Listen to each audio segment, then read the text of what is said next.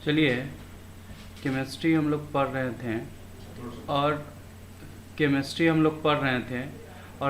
में हम लोगों ने क्लास टेंथ में क्लास टेंथ में हम लोगों ने क्या पढ़ा। सबसे पहला चैप्टर हम लोग जो पढ़े chemical reaction and it's equation. ये चैप्टर हम लोगों ने पढ़ लिया था, chemical reaction and it's equation.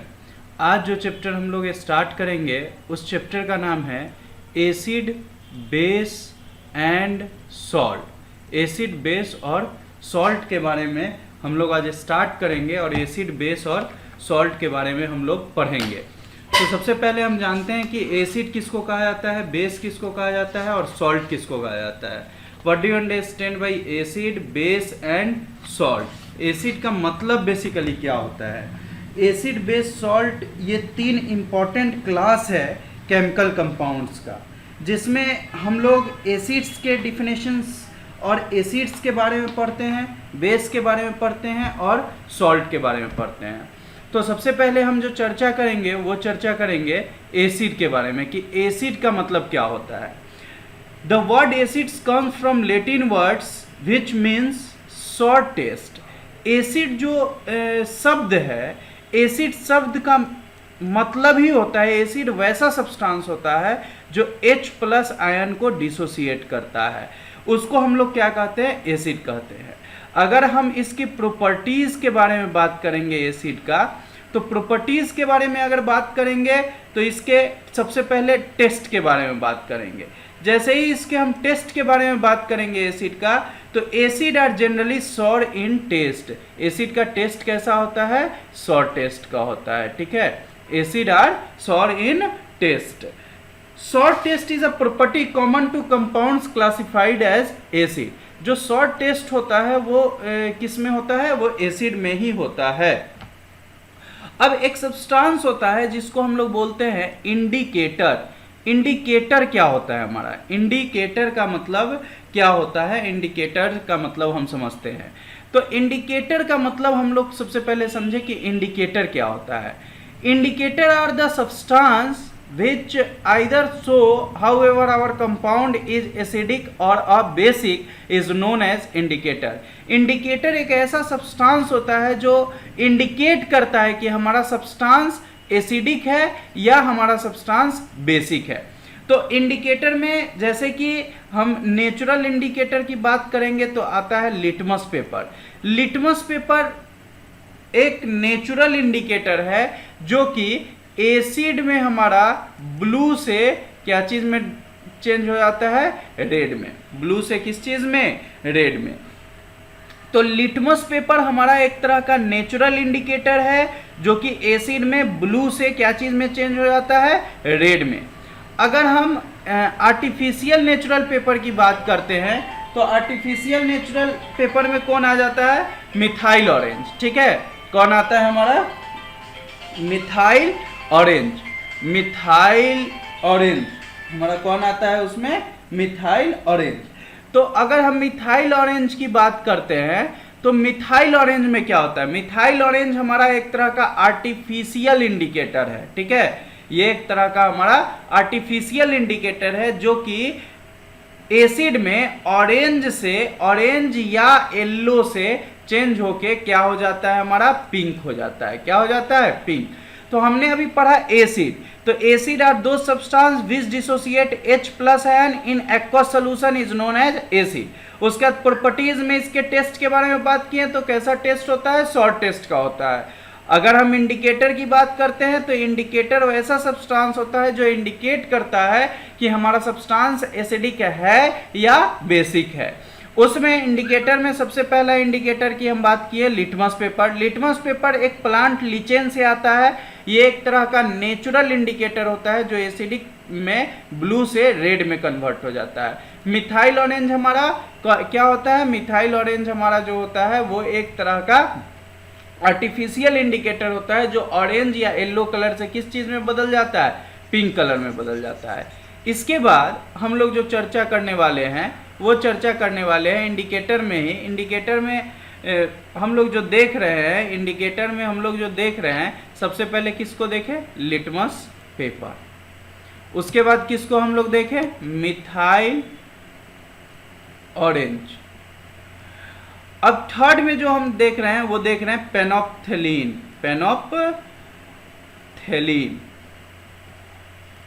पेनोप्थेलीन को अब देख रहे हैं। तो पेनोप्थेलीन क्या होता है, पेनोप्थेलीन भी एक तरह का इंडिकेटर होता है, एक तरह का आर्टिफिशियल इंडिकेटर होता है, जो कि एसिड में डीप पिंक से कन्वर्ट होके क्या बनता है, कलरलेस हो जाता है।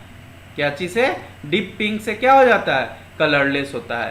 तो ये सब इंडिकेटर का प्रॉपर्टी है किस चीज में, एसिडिक में। लिटमस पेपर क्या चीज हो जाता है, blue to red. Methyl orange क्या हो जाता है, ऑरेंज या येलो से कन्वर्ट होके पिंक। और हमारा पेनोप्थेलीन डीप पिंक से क्या हो जाता है, कलरलेस। इसको याद रखिएगा, एसिड में लिटमस पेपर ब्लू से रेड, मिथाइल ऑरेंज ऑरेंज या येलो कलर से पिंक, और पेनोप्थेलीन डीप पिंक से क्या हो जाता है, कलरलेस। इसको याद रखना है। Acid are generally not corrosive. Acid generally corrosive नहीं होते हैं accept mineral acid.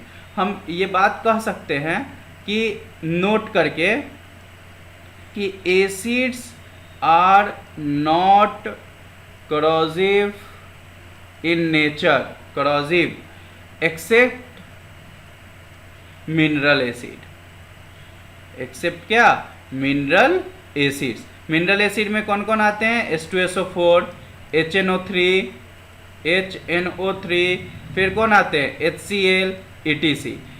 Acid generally corrosive नहीं होता है नेचर में, सारे एसिड करोसिव नहीं होते हैं मिनरल एसिड को छोड़ के। Most of them solid like organic acid, oxalic acid, tartaric acid, citric acid are not corrosive in nature. ये सब करोसिव नेचर में नहीं होते हैं। मतलब हम ये कह सकते हैं कि acid are not corrosive in nature except mineral acid. ठीक है, मिनरल एसिड को छोड़ दिया जाए तो वो आपके करोसिव नेचर में नहीं होते हैं। ठीक है, अब एसिड को भी दो प्रकार में बांटा गया है। एसिड को भी कितने प्रकार में बांटा गया है, दो प्रकार में। कौन सा एसिड, स्ट्रेंथ के आधार पे, स्ट्रॉन्ग एसिड और वीक एसिड। सबसे पहले हम लोग देखते हैं, हम लोग पहले समझें कि एसिड्स को भी दो प्रकार में हम लोगों ने बांटा है। कौन कौन सा प्रकार है एसिड्स का, सबसे पहले ये समझें आप। एसिड्स को हम लोगों ने दो प्रकार में बांटा है। एक है हमारा स्ट्रॉन्ग एसिड, स्ट्रॉन्ग एसिड, और दूसरा है हमारा वीक एसिड। ठीक है, वीक एसिड, ध्यान से सुनिएगा। एक है स्ट्रॉन्ग एसिड और दूसरा है हमारा weak acid. What do you understand by strong acid and weak acid. Strong acid and weak acid का मतलब क्या होता है। ठीक है, ऑलमोस्ट हम सभी जानते हैं कि almost all the acid dissociate in water and produce hydrogen ion to a lesser or greater extent. हम सभी जानते हैं कि एसिड जब हमारा डिसोसिएट करता है वाटर में तो वो H+ आयन देता है, या तो कोई ज्यादा देगा या कोई कम देगा। अब स्ट्रॉन्ग एसिड समझते हैं। स्ट्रॉन्ग एसिड का मतलब होता है एन एसिड, वैसा acid which dissociate N acid which dissociate completely और almost completely in water.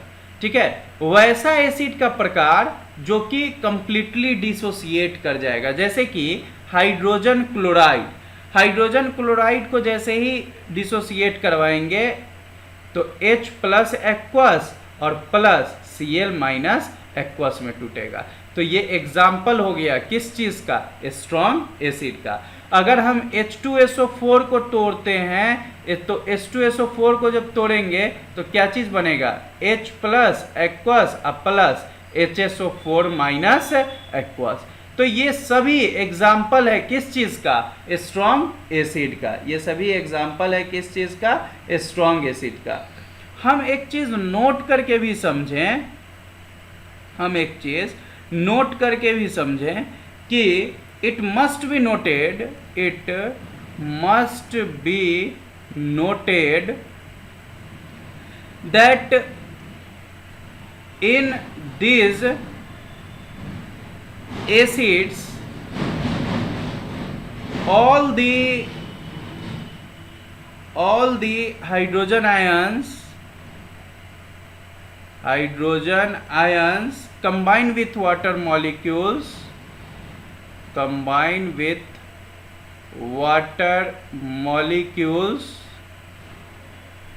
and exist as hydronium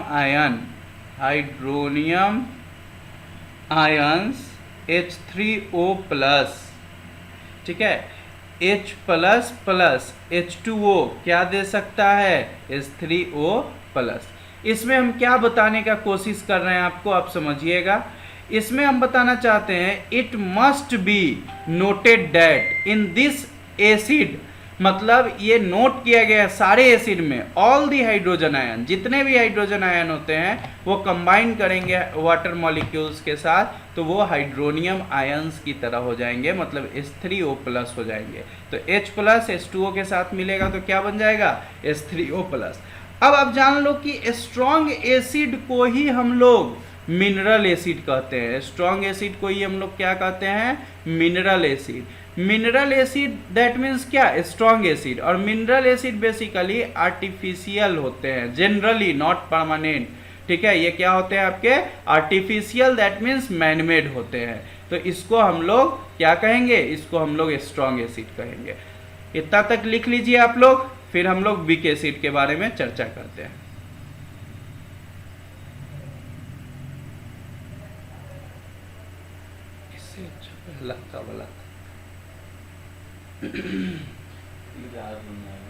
चलिए नेक्स्ट देखिए, अब हम लोग वीक एसिड के बारे में चर्चा करते हैं।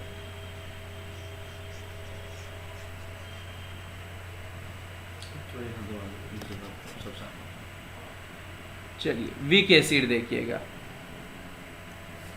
सेकेंड है आपका वीक एसिड। वीक एसिड का मतलब हम क्या समझते हैं?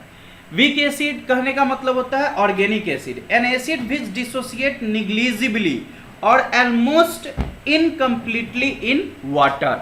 मतलब हम ऐसे लिख सकते हैं an acid which dissociates negligibly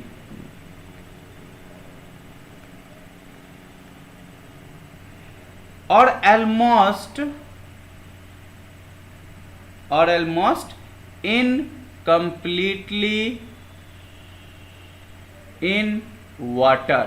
मतलब वैसा acid, an acid which dissociates negligibly, मतलब जो डिसोसिएट जल्दी नहीं करे जनरली, और इनकम्प्लीटली डिसोसिएट करे वाटर मॉलिक्यूल्स में, उसको वीक एसिड कहते हैं। जैसे कि एग्जाम्पल के तौर पे आप ले लो CH3COOH, ये हमारा एसिटिक एसिड है। हम सभी जानते हैं कि ये हमारा कौन सा एसिड है? एसिटिक एसिड है। अब इसको तोड़िए एसिटिक एसिड को, तो किस चीज़ में टूटेगा? ये हमारा CH3COO माइनस एक्वस और प्लस H प्लस, क्या चीज़ में? एक्वस में। तो ये हमारा जो एसिड है, ये हमारा कौन सा एसिड है? वीक एसिड है। कौन सा एसिड है? वीक एसिड, ठीक है। और इसी को हम लोग क्या कहते हैं? इसी को हम लोग कहते हैं ऑर्गेनिक एसिड। इसी को हम लोग क्या कहते हैं? Organic acid. ऑर्गेनिक एसिड कहने का मतलब क्या होता है? Are those type of acid which is comes from organism. Organism कहने का मतलब होता है कि या तो प्लांट्स से आएगा या तो कहाँ से आएगा? एनिमल से आएगा। प्लांट्स या एनिमल से आता है तो उस एसिड को हम क्या कहते हैं? Organic acid. जैसे कि हम फॉर एग्जांपल लेते हैं फॉर्मिक एसिड, तो फॉर्मिक एसिड हमारा वीक एसिड है। इसका फार्मूला क्या है? HCOH। इसको जब तोड़ोगे तो क्या चीज़ में हो जाएगा? HCO minus aqueous plus H plus aqueous, यहाँ भी एक्वस डालिए। तो फॉर्मिक एसिड कहाँ से आता है हमारा? फॉर्मिक एसिड बेसिकली हमारा आता है रेड एंड से, लाल चूटी से हमारा फॉर्मिक एसिड फॉर्म होता है। तो ये हमारा क्या है? वीक एसिड है, ठीक है। और आया कहाँ से? ऑर्गेनिज्म से, मतलब कहाँ से? एनिमल से। जैसे साइट्रिक एसिड, तो वो कहाँ से आता है? साइट्रियस फ्रूट से आता है। तो ये सब एग्जाम्पल है स्ट्रॉन्ग एसिड और वीक एसिड। और वीक एसिड का ही दूसरा नाम होता है क्या, ऑर्गेनिक एसिड, इसका ही दूसरा नाम होता है ऑर्गेनिक एसिड। ठीक है, तो ये classification based on strength of acid था। ठीक है, चलिए इसको नोट डाउन कीजिए आप लोग फटाक से।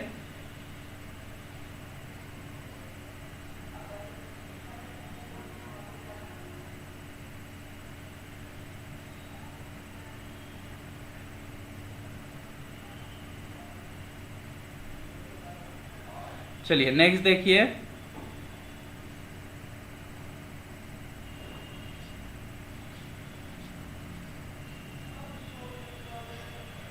नेक्स्ट हम लोग देखते हैं जो classification based on concentration of acid, concentration of the acid.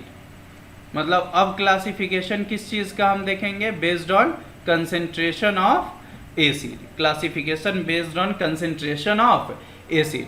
तो अब क्या है, इसमें दो प्रकार में बांटा जाता है। एक हमारा होता है कंसेंट्रेटेड एसिड, कंसेंट्रेटेड एसिड। तो कंसेंट्रेटेड एसिड कहने का मतलब क्या होता है, what do you understand by concentrated acid? An acid हम बोल सकते हैं, एन एसिड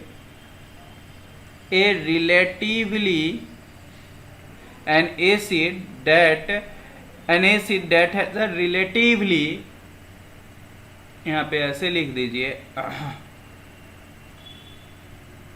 an acid, यहाँ पे लिख लीजिए that has relatively high percentage of the acid dissolved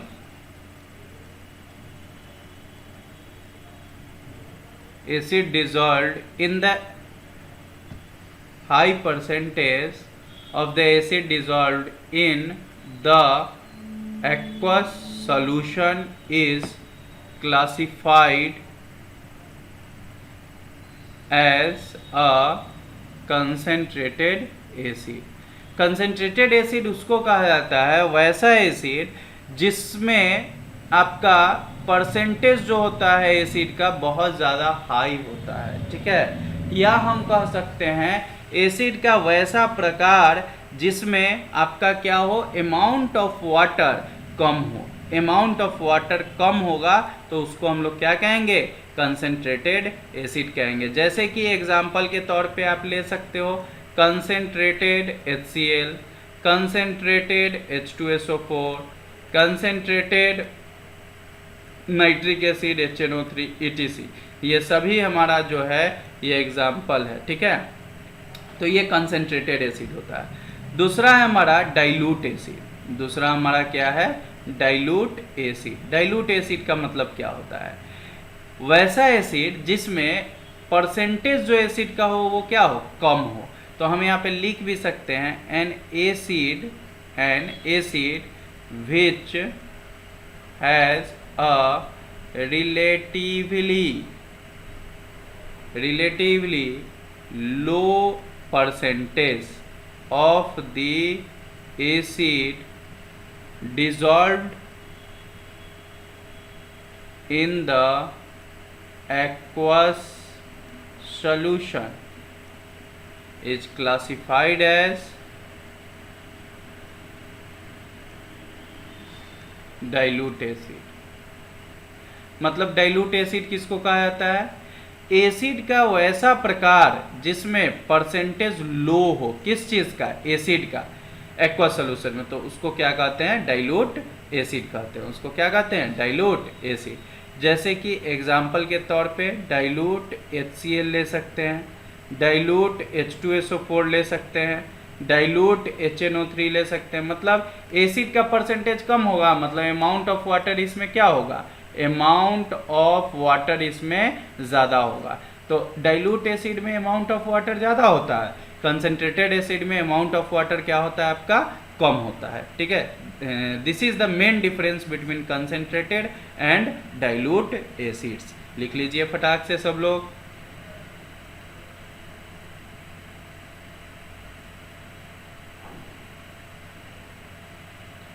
चलिए नेक्स्ट देखिए, नेक्स्ट क्लासिफिकेशन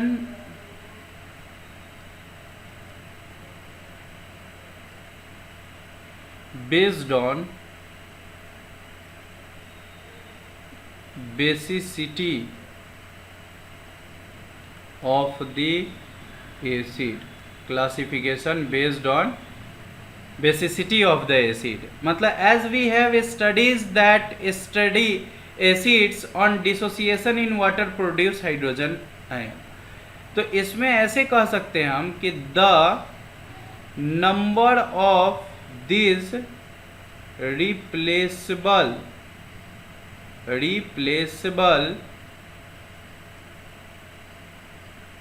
इसको ऐसे लिख सकते हैं,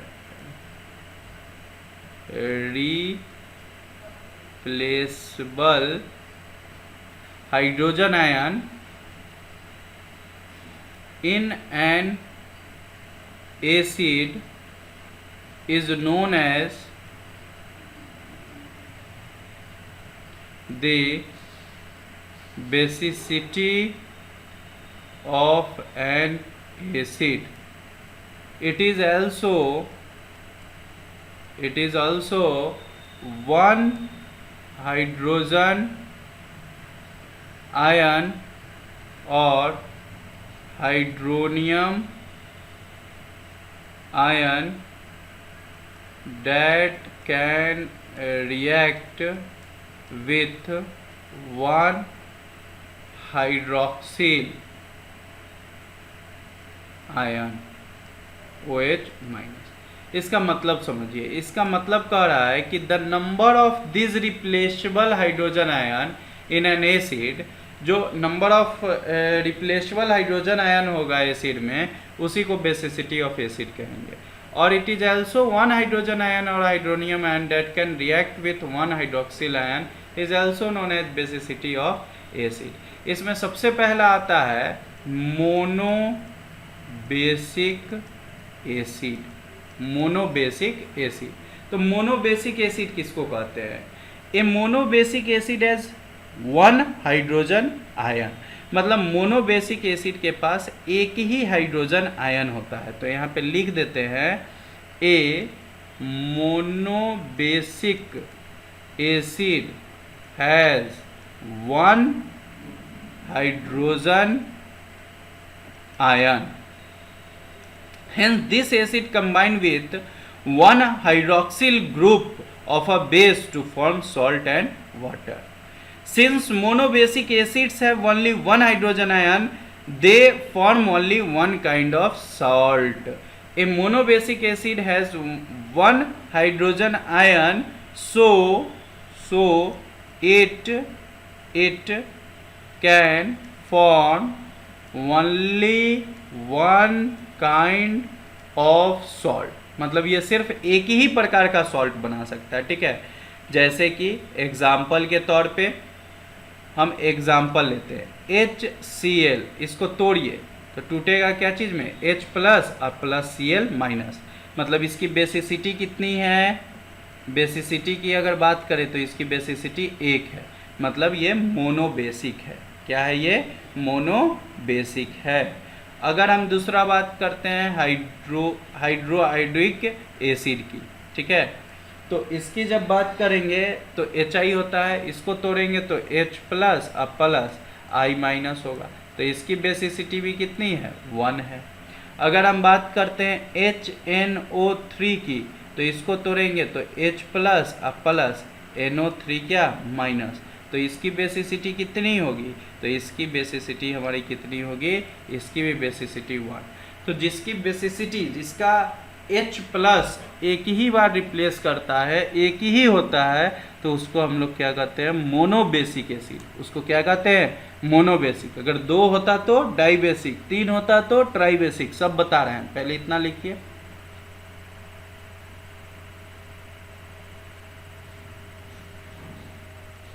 चलिए दूसरा देखिए आप, दूसरा है आपके पास डाइबेसिक। तो डाइबेसिक किसको कहा जाता है? डाइबेसिक एसिड हम ऐसे लिख सकते हैं, when an acid can combine, when an acid can combine with two hydroxyl group is known as dibasic acid. Acid dissociate in 2 steps in water. ठीक है, 2 स्टेप वाटर में ये क्या करेगा, डिसोसिएट करेगा. such acids dissociate in 2 steps in water. 2 step में dissociate करता है वाटर में.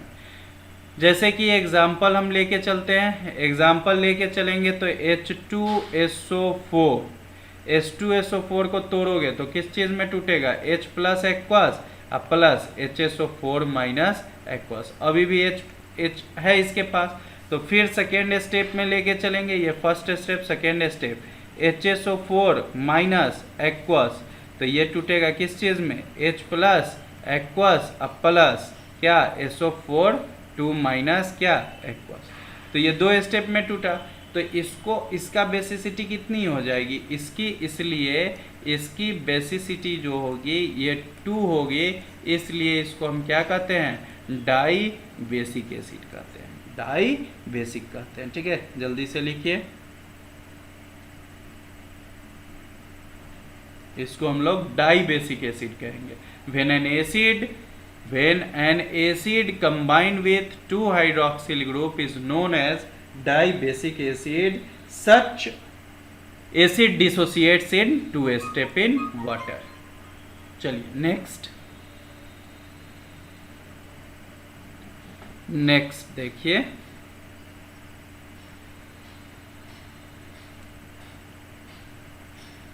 Try basic acid.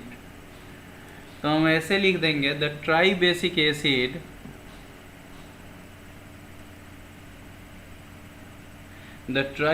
acids can combine with three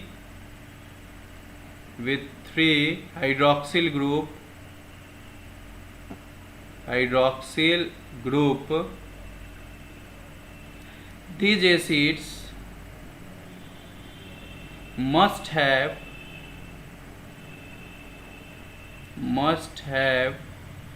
three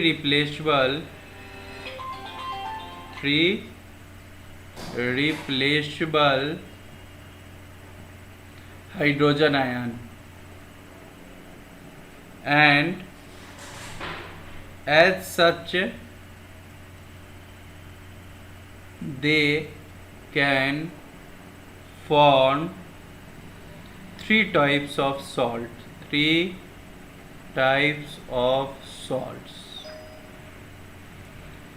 ठीक है, एग्जाम्पल के तौर पे आप ले लो H3PO4, इसको हम लोग कहते हैं फॉस्फोरिक एसिड. ठीक है, तो फॉस्फोरिक एसिड इसको कहते हैं H3PO4 को. ठीक है, अब इसको तोड़ते हैं H3PO4 को, तो H3PO4 को जब तोड़ेंगे तो ये किस चीज़ में टूटेगा, H प्लस और प्लस H2PO4 माइनस. ठीक है, सेकेंड स्टेप में आइए, H2PO4 माइनस को तोड़ेंगे तो फिर H प्लस और प्लस HPO4 क्या, 2 माइनस. ठीक है, फिर H को तोड़ेंगे तो फिर क्या हो जाएगा, HPO4 2 माइनस को तोड़ेंगे तो H प्लस और प्लस PO4 3 माइनस. आप एक चीज़ देख रहे हो बाबू, यहाँ पे 3 हाइड्रोजन था H3, एक हाइड्रोजन टूट गया H प्लस में, तो H प्लस टूटा तो एक यहाँ निगेटिव चार्ज दे दिए. यहाँ पे देखो H2PO4 माइनस, इस वाले को यहाँ लिख दिए, तो यहाँ पे एक हाइड्रोजन फिर टूटा तो पहले का एक और फिर एक टूटा तो यहाँ कितना माइनस हो गया, 2 माइनस. फिर H ये वाला फिर कहाँ आ गया, यहाँ आ गया HPO4 2 माइनस, तो H प्लस इसमें से टूटा, पहले से 2 था एक और निकल गया तो 3. तो ये दर्शाता है क्या चीज, कि हाइड्रोजन कितना निकला है. ठीक है। तो H3PO4 में PO4 3 माइनस और ये क्या हो जाएगा 3H निकल गया, तो इसकी बेसिसिटी कितनी हो गई, इसकी बेसिसिटी आपकी 3 हो गई, इसलिए इसको क्या कहेंगे, इसको ट्राई बेसिक एसिड कहते हैं। क्या कहते हैं, ट्राई बेसिक एसिड। ठीक है, जल्दी से इसको लिखिए, इसको हम लोग ट्राई बेसिक एसिड कहते हैं। चलिए नेक्स्ट देखिए, नेक्स्ट है हमारा some chemical reactions of acid. ठीक है, मेरा क्या पॉइंट है, some chemical reaction of acid, some chemical reaction of acid. सबसे पहला एक्शन विथ मेटल्स,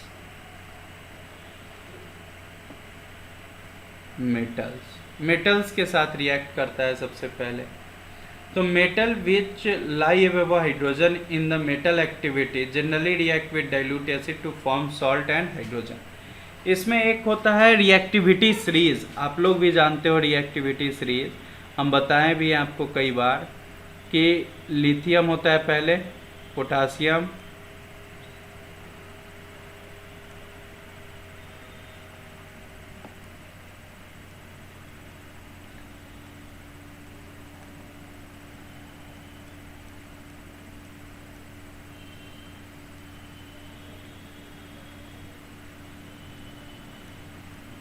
ये होता है रिएक्टिविटी सीरीज। मतलब कैसे बोलेंगे, lithium, potassium, barium, strontium, calcium, sodium, magnesium, aluminium, manganese, zinc, chromium, iron, cobalt, nickel, tin, lead, hydrogen, copper, mercury, silver, gold, platinum. ली के बाप से काका ने मांगा, अलमीरा, मनी, जमीन, कार, फ्रिज, कूलर, नहीं तो शादी पोस्टपोन्ड है, CHAAP छाप। ली के बाप से काका ने मांगा, अलमीरा, मनी, जमीन, कार, फ्रिज, कूलर, नहीं तो शादी पोस्टपोन्ड है, क्या, छाप। ये पूरा का पूरा होता है हमारा रिएक्टिविटी सीरीज। जो हाइड्रोजन के ऊपर है ये ज़्यादा रिएक्टिव होता है, मतलब जो सबसे ऊपर है वो सबसे ज़्यादा रिएक्टिव, ये मॉडरेट, और जो सबसे नीचे है वो सबसे कम रिएक्टिव। मतलब ये copper, mercury, silver, gold, platinum ये थोड़ा कम रिएक्टिव होता है, बाकी सब ज़्यादा रिएक्टिव होता है। तो एक्शन विथ मेटल्स, तो मेटल जो कि हाइड्रोजन के ऊपर होगा वो रिएक्ट करेगा तो वो हमको सॉल्ट देगा और हाइड्रोजन। मतलब मेटल अगर हमारा एसिड से रिएक्ट करता है तो क्या देता है, सॉल्ट देता है, और क्या देता है, हाइड्रोजन देता है, सॉल्ट और हाइड्रोजन। जैसे कि मेटल कहने का मतलब मैग्नीशियम मान लीजिए, मैग्नीशियम को HCl एक्वस से रिएक्ट करवा दीजिए तो क्या होगा, मैग्नीशियम क्लोराइड दे देगा और प्लस हाइड्रोजन गैस निकल जाएगा। मैग्नीशियम क्लोराइड क्या है, हमारा सॉल्ट है। तो मेटल एसिड के साथ रिएक्ट किया तो क्या दे दिया, सॉल्ट और हाइड्रोजन गैस। बैलेंस कर दीजिए, यहाँ 2 क्लोरीन 2 हाइड्रोजन, तो यहाँ भी 2 कर दीजिए। तो अब देख रहे हो कि मेटल जब एसिड के साथ रिएक्ट करेगा तो क्या देगा, सॉल्ट और हाइड्रोजन गैस। जैसे कि मैग्नीशियम आपका एसिड के साथ किया तो क्या दे दिया आपको, सॉल्ट दिया, और मेटल एसिड के साथ सॉल्ट और हाइड्रोजन गैस दे दिया। ठीक है, बहुत ज़्यादा रिएक्टिव मेटल होगा जैसे सोडियम, पोटासियम, कैल्शियम, वो भी रिएक्ट करके वो एसिड में सॉल्ट और हाइड्रोजन गैस आपको देगा। तो ये सबसे पहला आपका ये हुआ। तो एक क्वेश्चन यहाँ पे हम लिखते हैं जो आप लोग को बनाना है, why concentrated sulphuric acid, why concentrated sulphuric acid can not be used for lab preparation of hydrogen। क्यों कंसेंट्रेटेड सल्फ्यूरिक एसिड को यूज़ नहीं किया जाता है लैब प्रिपरेशन हाइड्रोजन के लिए, ऐसा क्यों होता है। ठीक है, इसका जवाब आप लोगों को देना है। ठीक है, ठीक है, यहाँ तक हो जाएगा आप लोगों से, यहाँ तक हो जाएगा तो इसके आगे हम नेक्स्ट क्लास में फिर बात करेंगे। यहाँ तक पूरा फेयर बना लीजिए, ये लेक्चर 1 है एसिड बेस सॉल्ट का, यहाँ तक पूरा पढ़ लीजिए। Thank you.